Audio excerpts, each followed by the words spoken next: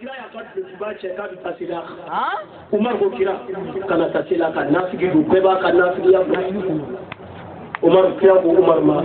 innama ana rahmatul muhda aja akon ne Muhammadu ye ne ni alaye annu kira mo to mana me ko mo ye kile do du ka shi kuma jadi aja billahi أقول إنما أنا رحمة مهداة أقول هنا مني مرتونا نسيك من توي كسر شيء من ذكرك كلو كلوتي نعم مولا كلاه شيء ذكره سوينا مولود بانز بسويا mais kira ko no mitasila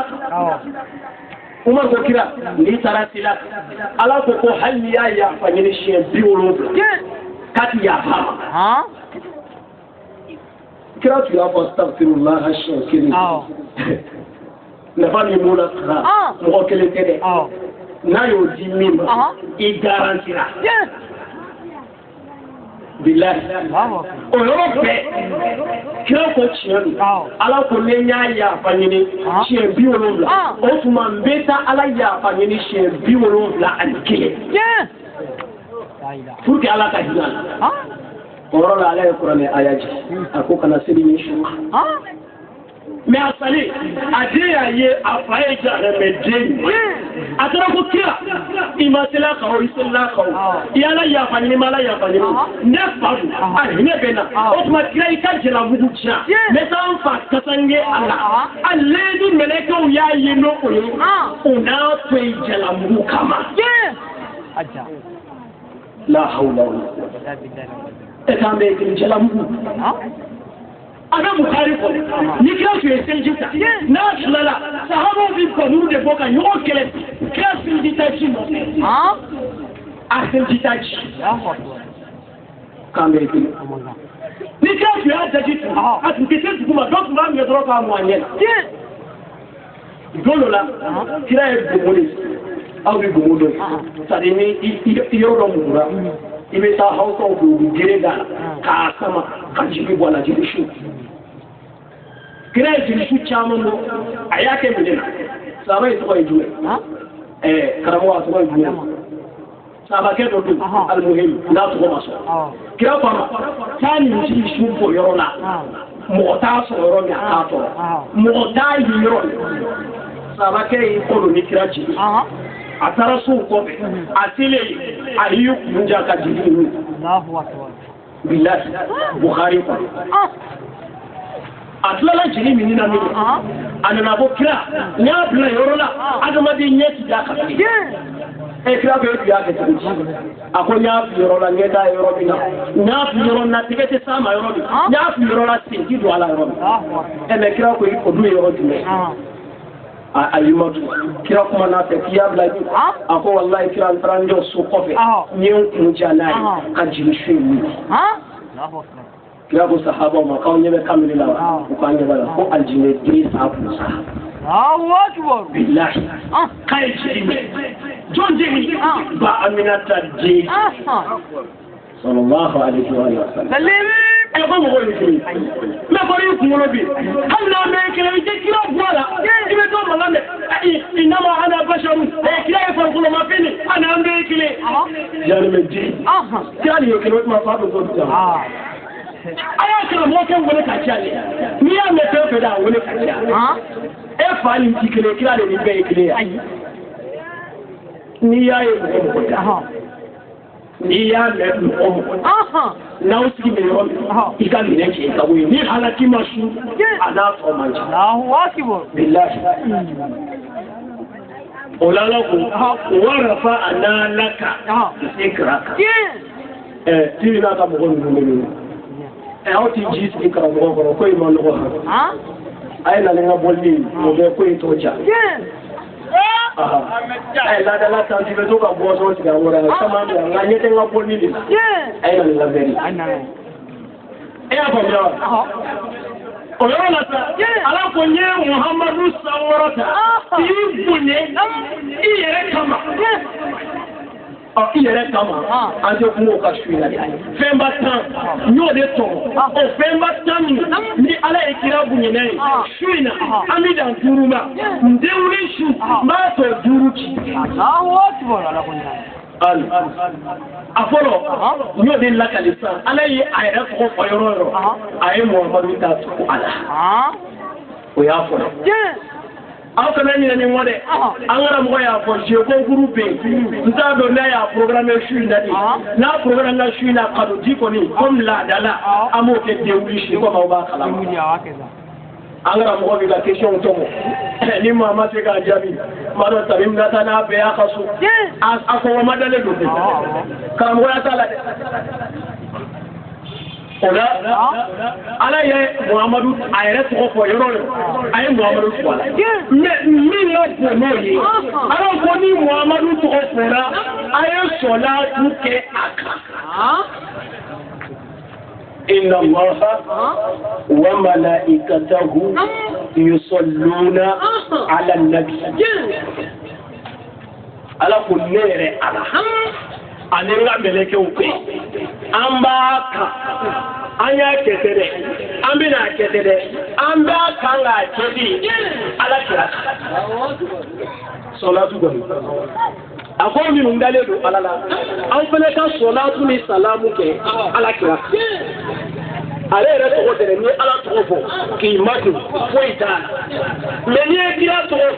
i ma sallallahu alayhi wa alihi d'a kan i bɛ kunangoya sira kan bilahi o la ala sɔnna ka Muhamadu tɔgɔ bonya ni o ye o kama alamisa du kɔnɔ yan lansara seli kɔfɛ anw bɛ jɛ k'o baara kɛ. o la ala ye Muhamadu tɔgɔ a y'a bonya o yɔrɔ la ka tɛmɛ ale yɛrɛ ala tɔgɔ ka tila ka n bɛna fɔlɔ fɔlɔ de ye nin ye ala y'a tɔgɔ fɔ yɔrɔ o yɔrɔ a ye Muhamadu tɔgɔ da a ko silamɛya jɔsen ye jɔnni ye a ko duuru don a fɔlɔ la ko n'i seereyara ko ala ye kelen ye n'i jɛnna o ma i bɛ jahanama kɔnɔ f'i k'a d'a kan Muhamadu ye ala ka kɛnɛ ye. sallallahu alayhi wa sallam. Muhamadu bonyana n'o ye dɛ a bonyakun yɛrɛ a ma s'o ma ala y'a bonya ni fɛnba tan ye n bɛ n'o tan de lakali nin y'a fɔlɔ ye n'i y'a sɛbɛn yɔrɔ o yɔrɔ hali n'i ye Muhamadu tɔgɔ sɛbɛn arabukan na a bɛ f'i ye k'a da kan sallallahu alayhi wa sallam. mais n'i y'a Alahu tɔgɔ sɛbɛn tɛmɛ n'i sen maa ti ɲini la n'i ye Muhamadu tɔgɔ fɔ i bɛ sɔlatu kɛ i selitɔ i bɛ sɔlatu wa o sɔlatu kama n'i sigi ka Alahu wuridi o ka ɲi dɛ mais n'i sigi ka sɔlatu wuridi ala ko n bɛ bana ba a kama n bɛ tɔɔrɔ wuli a kama n bɛ sɛgɛn ba a kama n bɛ fantanya ba a kama n bɛ cɛko nɔgɔya a kama n bɛ musoko nɔgɔya a kama n bɛ hɛrɛ jigi a kama. jumɛn kama sɔlatu ɛyɛ Muhamadu ye kelen abada hɛrɛw ka misiriw la yan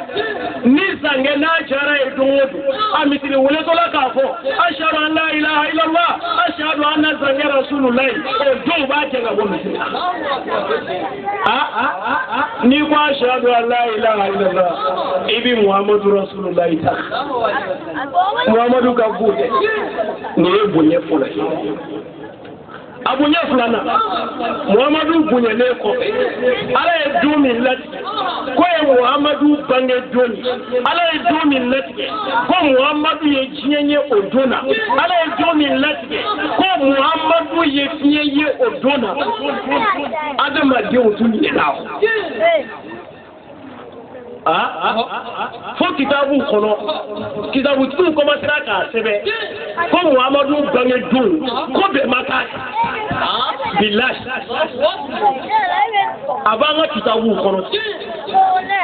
ko Muhamadu bange don ko bɛɛ ma k'a kan ko dɔ ko nin kalo tile 9 ko dɔ ko nin kalo tile 13 ko dɔ ko nin kalo tile 20 ko dɔ ko nin kalo tile 29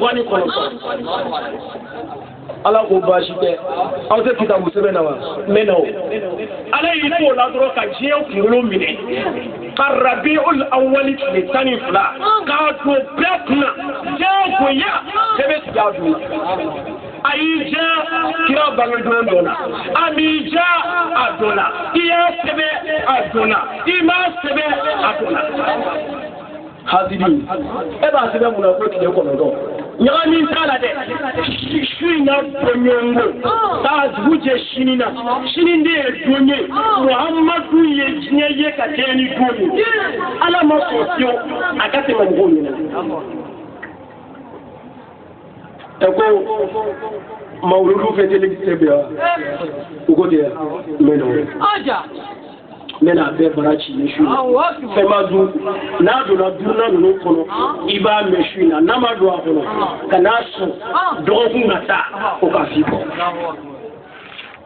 oye ala ya Muhammadu bonyeni enflana ala masofio bidonyo ona akate mechienyi taso ye 2 minutes la gachade uyuto asben na ala ko ito mena tsezo okat bila tapebai usigile sumale uteko kalama yoroni ala barlaka noro pechen Rabiul Awwal tanifla ko Muhammadu bonyena takeno mais kaba ko de ni yede ni ambe minga maliga idam independence tara domi o tati me fi sorda su ka kati e doni me o be fi kira ere bili bani o bange wakati ko ma do itali ma osna o ta bi anta dole dole otuma shini konyongo na amadu ye chinyenye kakeno odwe era kunye kama parce adu gera domina ibina mesisa ala yere kama ko ke kakena doni pour que on kana nyina kitabu tebelani ene na kosalinda ibini panga munti yere ma ko ka do ma do ka do ti dondole o ti chene adole Ola la buena ni kire buena ni fen flana ni odeni asabana kira bangena dun ala ya bunya ni fen sabana ni ala ye kaba kodo la maga tukuluka jiye mo ka do ko Muhammadu bangena Allahu akbar afola jume ale bai hakika kitabu kuno ala kira fa ne Abdullahi yaro modo ka wajiru tija foni Abdullahi do janaba ko tumani ila do ye wajiru la janaba ko do woni ibora ta sa tola ifa ita sa tola iboni yo tola ali kira fa bi janaba ko ifa bi janaba ko no te kira fa bi aljine de ko billahi ni ko ne ayri na do sira ba brachi solite min e gra ba jana ma kono no gra jana ma min kira na banga do aljino kono o kamande ya abduna abin ko ere ibe kira fa se ngodi meleke fe ko aljino kono ayojme ko firdaus ko wajur ni ka wajuru tijabi bo do jana ma kono mo di takina ko hadisa do ya tere hadisa do ya hadisa be che kana to ka do la kale hadisa be ne la kale sai bi dum hadisa be ka la kale kira babi aljino kono ni ko ne aya ona kira fa ala tuye feno ke atela min tunte kira mo ke den tola ode ato kira mo ke tuye lai buta koni ala ye denge tandama ka bi kili laba abo kante ala kira mo ke tuye lai buta me denge tananda ne nali ya la janyi dal abi fendo ya tsina minye fen ko ba ko mabai ni nyen na ka turo ala ale ke ko onoro imbe ka kuma ife Abdullahi ko onoro ifuba tena tumami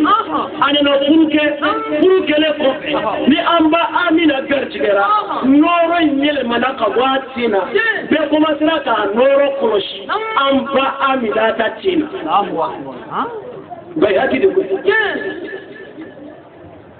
amba amina ajikina doni ne tare ko kitabu kala ay asukono na tebe ka son noro ko ga noro no sawuro kitabu tumi ya mi ko son noro na Muhammadu fedi ko ka noro no sawuro la e ka mbeki onore o ye tamasiri bado ye ala ye min bɔ abdulahi ten kabila aminata ten na aminata jigilen nɔrɔ nana kɛnɛ kan n'o ye muhamadu ye sallallahu alaihi wa sallam o bɛna sere ba filanan ala ye kabakoba minnu kɛ dugukolo sanfɛ muhamadu bangedon na aw b'a kalama cogo min kisirakaw ni o ye a tɔgɔ ye di diɲɛ fanga maratigi minnu tun bɛ o tile la olu ka sangasobaw dɔw tun jɔlen don faamaya tɛmɛsereya la etigiya tɛmɛsereya la masaya tɛmɛsereya la muhamadu bangena don min ala y'a sangaso 14 a y'a bɛɛ da bilen muhamadu bangedon e k'o don nin ma don aduna asabana ala ye tamasere ba minnu muhamadu bangedon persikaw ta walima majusu olu tun ye tasuma batola dɔw ye furusukaw la olu tun bɛ tasuma dɔ batu tasuma in u y'a ɲaga don k'a batu shetane donna tasuma ye shetane donna la u t'a fagile u t'a kɔrɔ don bilen tasuma minɛlen don a yɛrɛma san kalo 12 bɛɛ mɔgɔ t'a tasuma kɔgɔra kosɛbɛ shetane donna la muhamadu bangena don o doni o tasuma sara a yɛrɛ u y'a fifa ka taa fara ka fɛn bɛɛ kɛ ala ko tasuma in ti mɛnɛ bilen ka d'a kan ba aminata den bangena sallallahu alaihi wa sallam ola muhamadu ko minnu kɛra bangela kara n'an ko an b'a bɛɛ fɔ o wagati bɛ taa k'an to nin y'a dama ni ala ye muhamadu kɔrɔta ni tamasire minnu ye a sabalen ye o bɛ a fɔlɔ ala ye a yɛrɛ tɔgɔ a ye muhamadu tugu o la ka tila k'a kɛ diyagoya ye ni muhamadu tɔgɔ fɔra i ka sɔn laatu d'a kan an ka filanan o ye jumɛn ye ala ma sɔn a bange don ka to fɔnko ɲɔgɔnya na ala y'a sama k'a bɔ kitabu kɔnɔ k'a kɛ kɛnɛkanko ye bɛɛ b'a ye a ɲɛ na babaranbaki a sabanan ala ye tamasire minnu kɛ ka kɛɲɛ ni muhamadu bange wagati a naanina o de ka bon n'a bɛɛ o ye jumɛn muhamadu yɛrɛ nalen kɔfɛ a kɛlen kɔfɛ kira ye a kɛlen kɔfɛ nabiɲuman ye a kɛlen kɔfɛ ala ka ciden ye ala y'a bonya ni fɛn 4 min ye ka muhamadu nɔfɛtugu k'o kɛ ala yɛrɛ nɔfɛtugu ye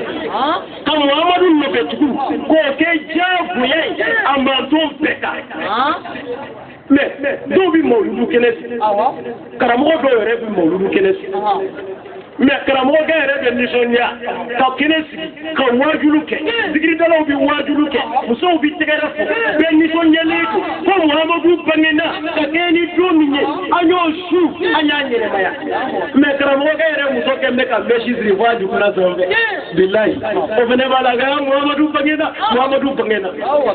ni muhamadu bangena a ye fɛn kɛ e ye karamɔgɔkɛ muso kɛ ka mɛsi bila a kunna fɔ a sigila sanfɛ a fɔ muhamadu ka nali o ma ko ɲɛ o ye a ma fɛn y'a ye dɛ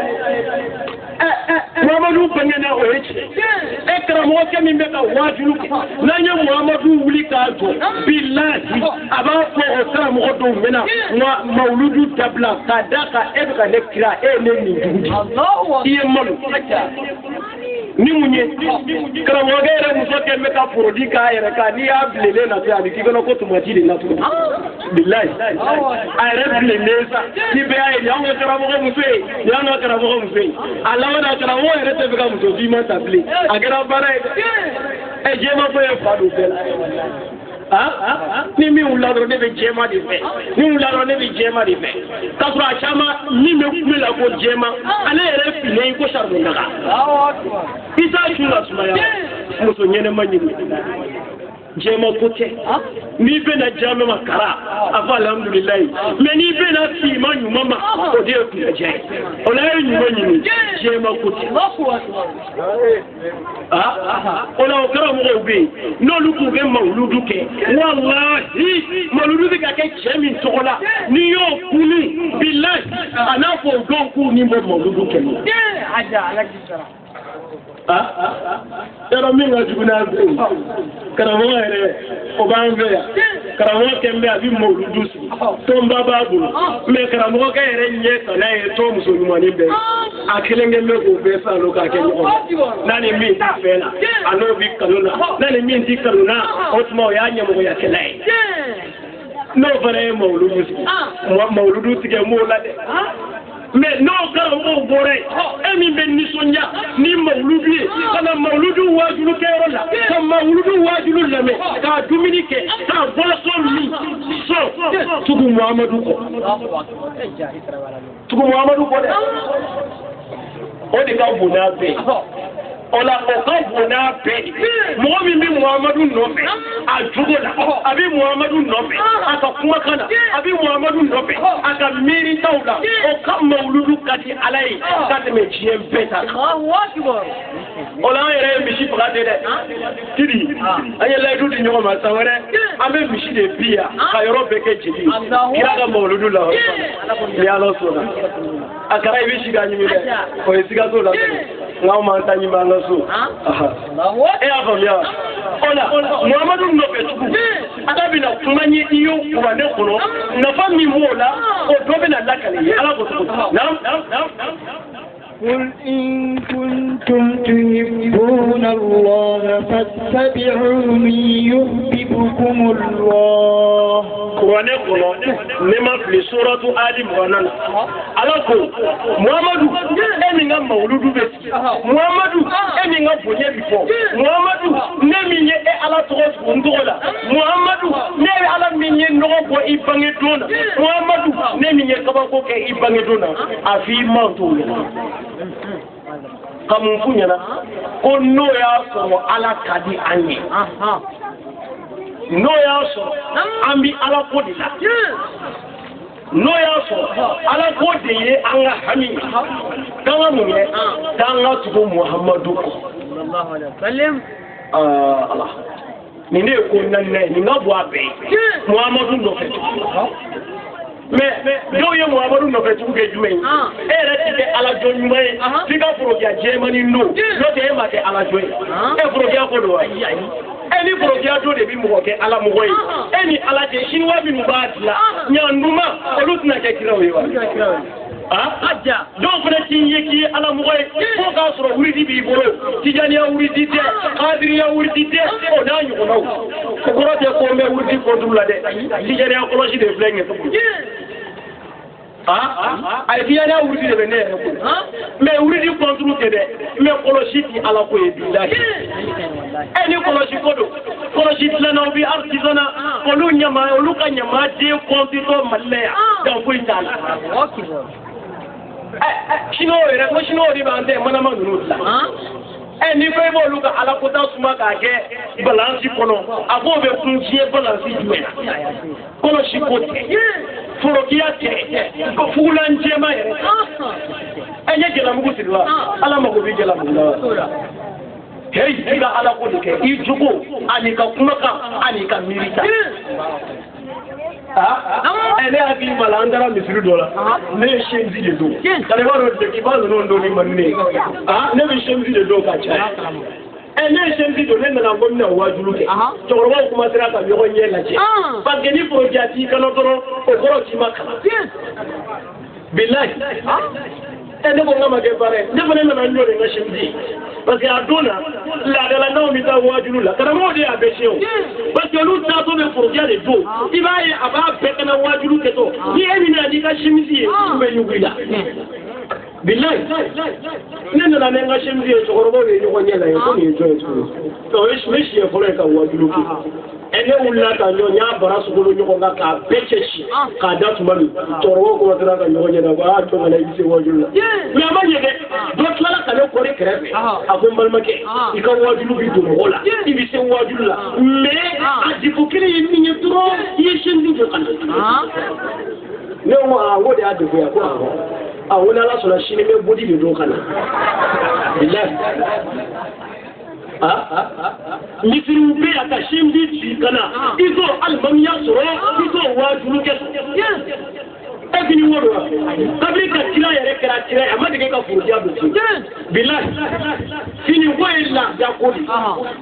no te tira no ke tu ko tira meta fe do si ne bi glo projet la ti glo ta fe da fini dele mais fini umbi kila kwa ko no do نوتي بخاري كل ما شئت البس ما شئت بغير إسراف ولا تقصير Kokiroko, Pengu, Mikadiye, Finido, Finimikadiye, Mekanachionike, Canada Sakoke. Ola ala ko Muhammadu ma ne min ye nin bɛɛ k'i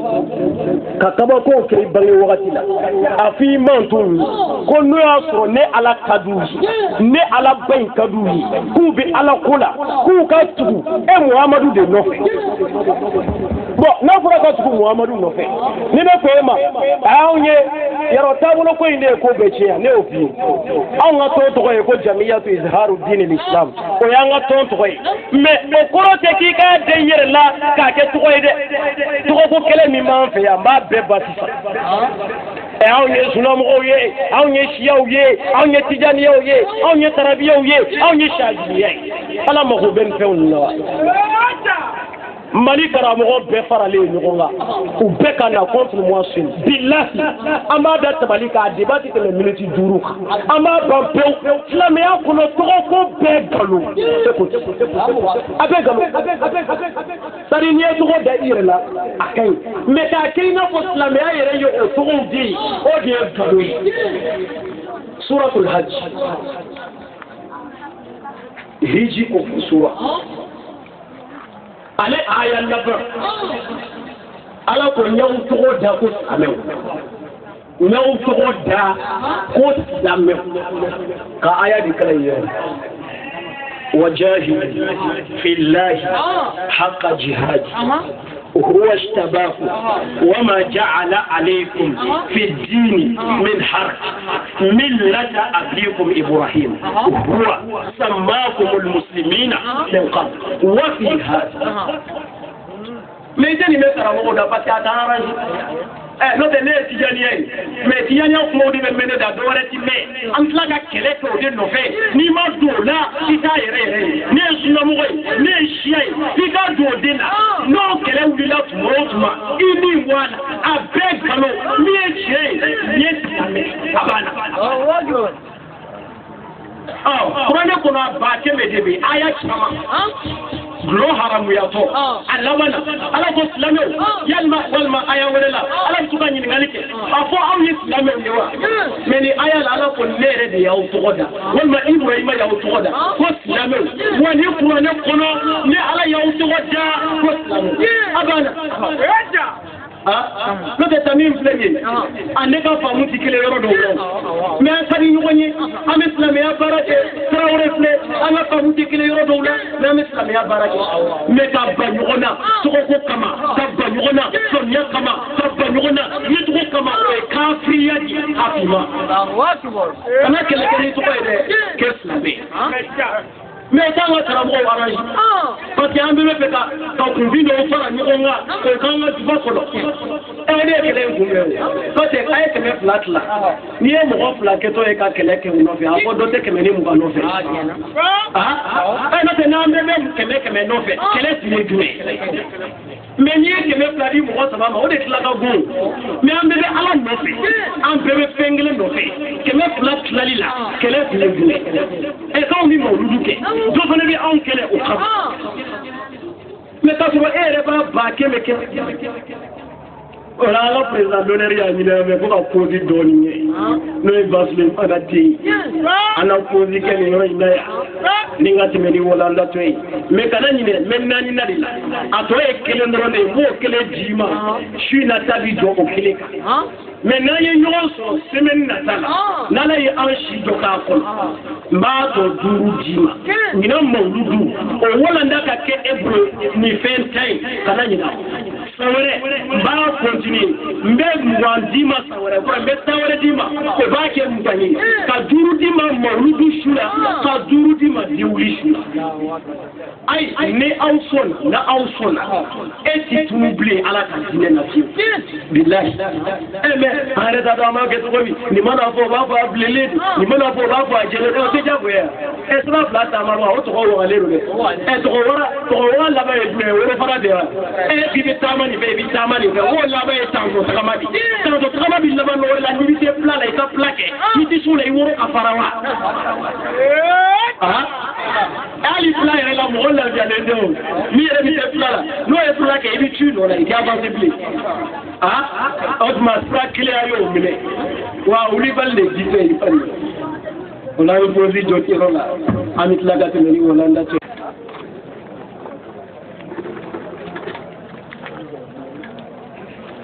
hello